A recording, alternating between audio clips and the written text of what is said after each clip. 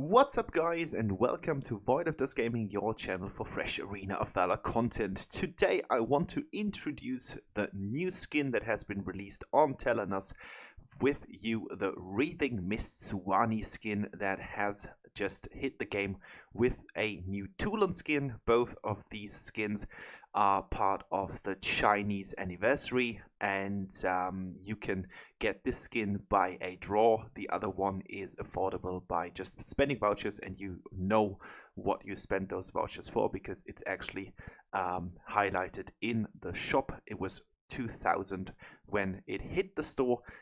Then afterwards I think it's going up to 2,500 or 2,499, but that's 2,500. And this one was a luck draw, so you needed to spend either a lot of premium scrolls on that, spending all your precious vouchers, or you were lucky as I was. I had only 90 premium scrolls from all the monthly logins where you do get scrolls. Sometimes it's normal scrolls, sometimes it's premium scrolls, and 90 scrolls was enough to get that beautiful skin. And yeah, I wanted to show this skin as part of my video introduction. Sometimes I do show new skins if I can afford them, and this time, as I needed only 90 scrolls, I am able to show this without getting too much into my wallet, and here we are. So first of all, before we are taking a closer look on the skin in battle, because I think that is the stuff that you guys have been waiting for if you haven't seen it on any other YouTube account a couple of months before, I want to show you my build. It's a pretty standard Tel'Annas build. We are focusing on crit chances. With her S1, we are able to dish out tremendous amounts of damage in a really short period of time, and therefore we want to get as much crit damage as possible. Therefore we're going on attack speed on the one hand, and we're focusing on crit chances and crit damage on the other hand. For example, by using this really nice sword, the Sancti, which gives us the unique passive 25% critical chance, and critical damage is increased by 40%. Of course, it's a little bit less than it used to be before it was nerfed, because that was 50%, but it's still going to be a really good build, and you guys are going to see that in the upcoming video. I'm taking Muramasa here for the armor shredding if you're going against tanks, and I'm having the bow slaughter here just to heal up a little bit after an intense fight. So this is my item setup. In terms of Arcana, as I said, I want to highlight the critical chances here. Therefore I'm building a crit assassin build, giving me additional 16% of critical chance. That is achieved by building 10 times atrocity level 3, 10 times guerrilla level 3 for the nice attack speed right from the start, which sums up to 10% and 10% movement speed. And I'm having skewer for some armor pierce early on, and this is going to help us a lot when we're going against tanks. Enchantment wise, I decided to go with Curse of the Death over any of those League of Humans things. We just want pure damage, and therefore we're going with Raging Inferno, if this is still the name. Yes, Raging Inferno and Deadly Claw. And in the second bracket we're going with some sustainability with Enhanced Restore over the normal restore, and we're going with Gunslinger to boost our stats even further. So this is the build, and now let's see what we are able to achieve that, and how good or bad that skin looks in gameplay. And yeah, if you like this kind of content, don't forget to give me a thumbs up. If you enjoyed the video, always a subscription is something that you want to put on. If you would not want to miss any of my videos, hit the subscription button and then put the notification bell on, and you are informed about every single video I upload, and you're not going to miss anything. So let's get started with the gameplay right now. Let's go. So ladies and gentlemen, here we are, and you can already see that you're going to get some really nice in-game effect when you are about to leave the base, and the whole skin appearance reminds me pretty much of the Guardian Lions that you will see a lot when it comes to Chinese temples and towers and stuff like that. So I don't know how you feel about it. Of course, the horns are a little bit intimidating, but this looks a lot like these kind of things that you can see in protecting things that are valuable for religious purposes. So this is something that it reminded me immediately of this kind of stuff. So we had an early intruder first blood here. That was really, really easy. So that means that we're fighting against a Yawn and Greg combination.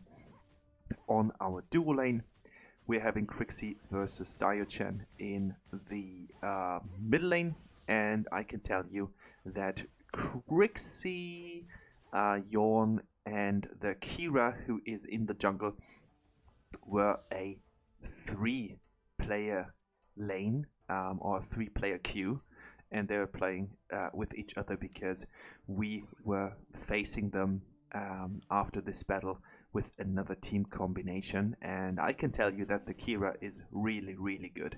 We played against another hero who is mage based, and that was Tulen. And that Tulen was just rocking the field. Like, that Tulen was really, really good against us, and therefore you know that these guys know what they are doing. The good thing is Yawn isn't. So Yawn is not the best player on an AD carry, and we needed to make that work. But the combination Diogen and Kira is actually something that caused me a lot of deaths this game. So the game is actually going to be quite mediocre. I'm going to have a lot of kills, but on the other hand, I'm going to have a lot of deaths again. So here we go, another kill for me. So that's an early ramp up, and now I need to use this gold that I got from all the existing stuff and make it work. So let's talk about the skin quite briefly. So I think the skin is really, really beautiful, especially the effects that it's going to put into place. If you are using your buff, your first ability, you're going to have this kind of blood moon thing, as you can see right now here. It's looking beautiful. It's really gorgeous. I'm not advised to highlight it in this kind of way, so this is not some kind of advertisement. I'm doing this kind of skin thing in order for the Arena of Valor star program, so I'm part of the program, and I have to solve a couple of missions in order to get some rewards for that.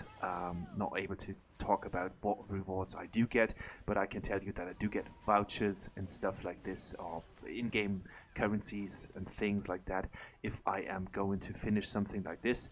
And in this kind of mission, I had to show you the skin.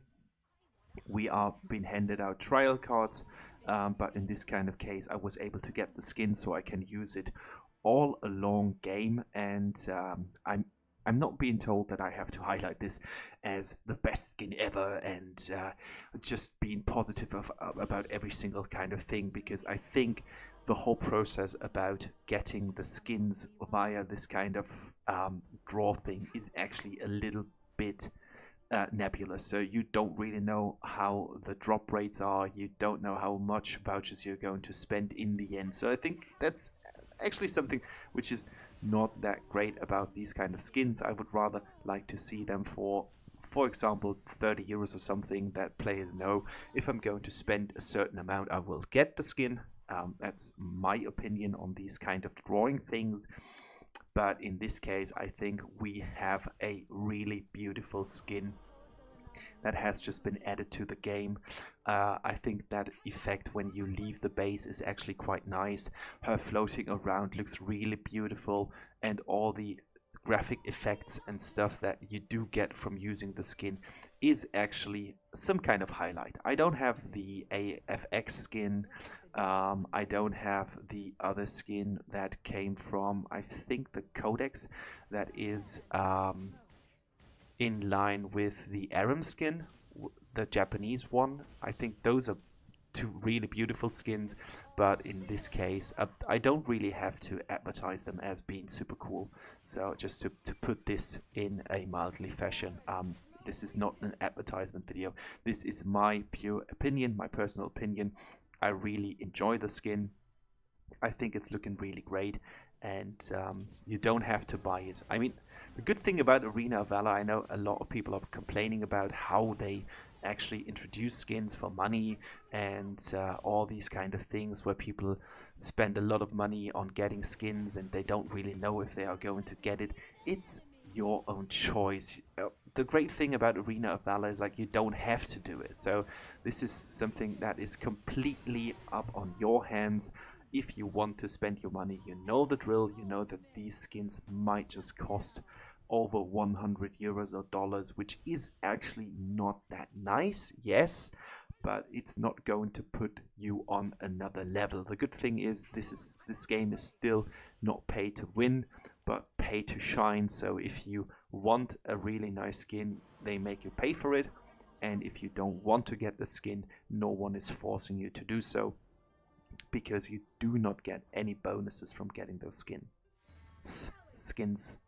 It's just some visual appearance, and if you want to have it, you need to pay for it, which is something that, of course, students and school children or pupil might not be able to afford, and that's, of course, sad. But there are a lot of skins for Tel'Annas that are looking actually quite bright, and therefore you can just get any other skin, and you will get the 10% gold. But I can tell you, with 3,000 matches played, that doesn't just change things that much. It's just not really that much of a game changer if you get these 10% gold things and stuff like that. So it's up to you if you want to feed the system. I mean, that's actually nice, because if you spend a lot of money, it just means that they can buy new stuff and just get new people to work for them. The servers might be more consistent and stuff like that. And if you are not going to buy it, well, that's that. You just don't have to do it. Talking about the game, because I was talking a lot about personal things that were up on my mind. I think right now we are a little bit behind. As you can see, it's right now 9 versus 11. I think we have the weaker choices in terms of the jungler, because Kira is still one of the premier junglers right now. For example, I didn't know that she is shooting projectiles when I was killed at first by her.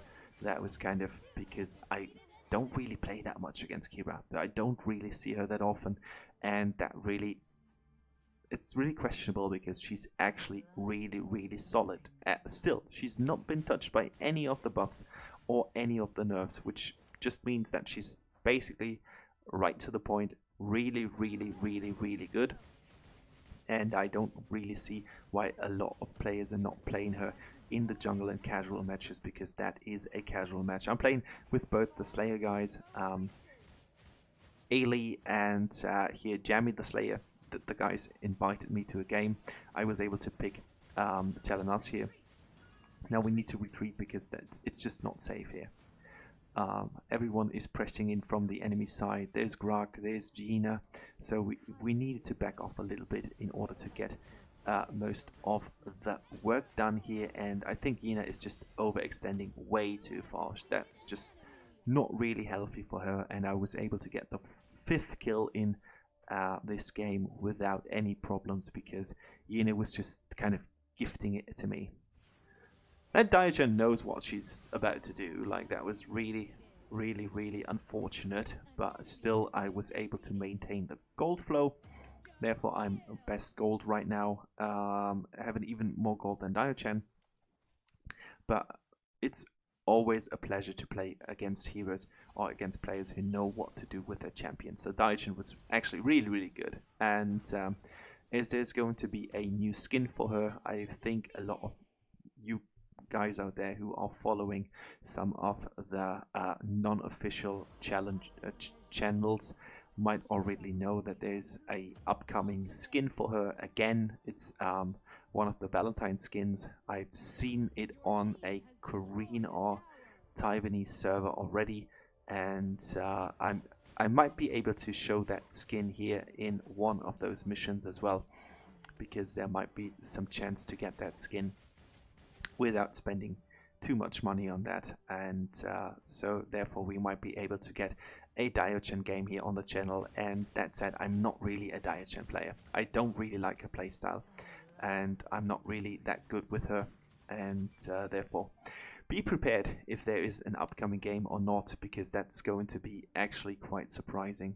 Sometimes I do have really nice games and good games with her, and sometimes it's just a nuisance. It's a pain in the ass to play her, and therefore I'm curious on how it's going to turn out in the end, if I'm able to make it work, or if I'm able to get being worked against. So here we go.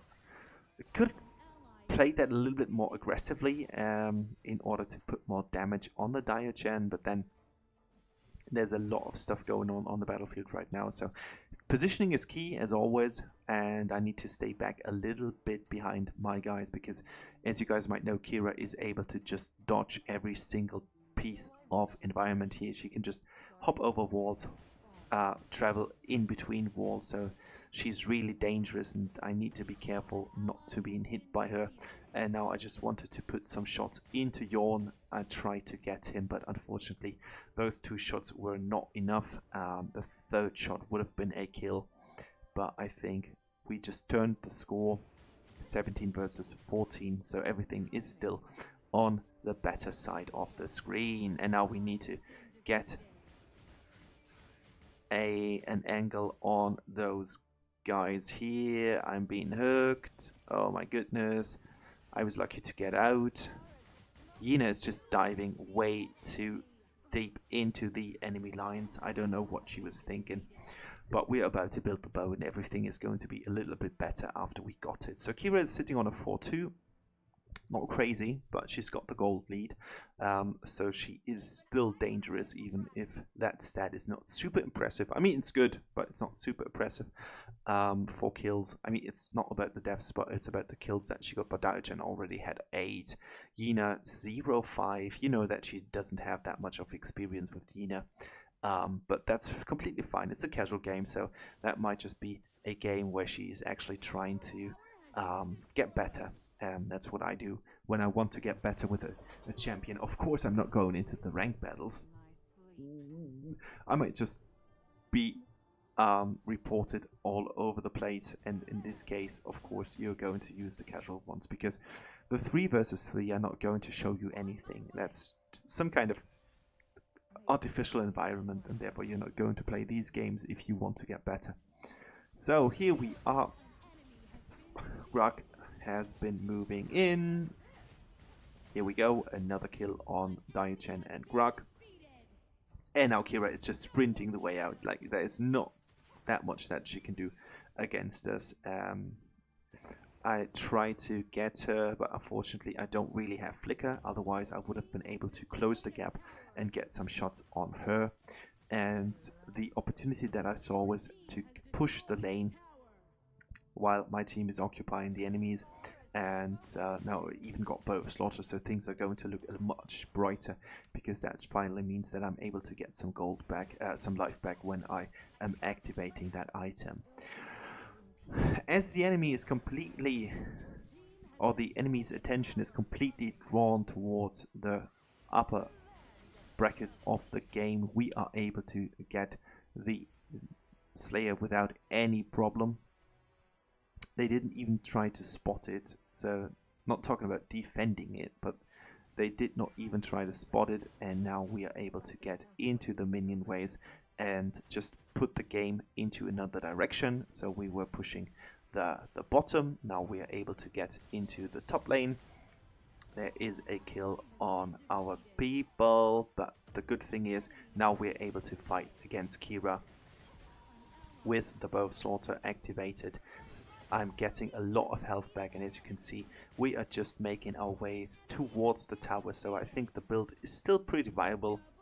And this tower is about to fall with Orma and I in the duo teaming up, and now we can just make another way for our team to get into another tower. And as you can see, my team is already fighting the core, and this is it. That's game. I think the skin looks pretty beautiful with the animation. So you've got the really nice blood mist stuff when you activate your S1. You've got some tigers jumping around when you're activating S2 or the ultimate, and overall it's a really beautiful skin, and I'm super happy that I got it basically for free, spending on the premium vouchers, and this was the verdict. So if you want to get it, there's still time to do so, but yes, it's a little bit lackluster because we don't know anything about the drop rates. So just use it if you've got enough money to spare. Otherwise, just keep it aside. Play Tel'Annas with her original skin or something else. And yeah, this was it. I hope you guys enjoyed it, and see you on the battlefield pretty soon. Bye bye.